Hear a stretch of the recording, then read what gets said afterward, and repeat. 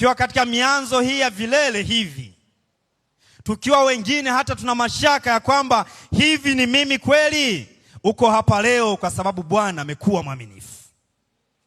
Ni wewe umesimama hapa, ni wewe ambaye uliambiwa mambo mengi, hata madaktari kwa sababu ya uelewa wao ambao Mungu amewapatia wenye kikomo, walirikomendi mambo kadhaa ya kwamba hauna muda mrefu, uko hapa leo.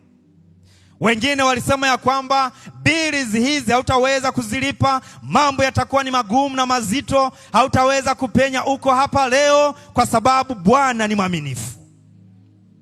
Ninajua haikuwa rahisi, lakini imewezekana. Ninajua ya kwamba wengine tumefiwa, tumeuguza mpaka wagonjwa wetu wamekufa, lakini ninajua katikati ya miiba Mungu ameotesha rozi nyingine ili tuendelee kuuona wema wake. Kama ni uwezo wangu sina, kama ni mali sina mali kuliko wote duniani, kama ni akili sina akili kuliko wengine wote duniani.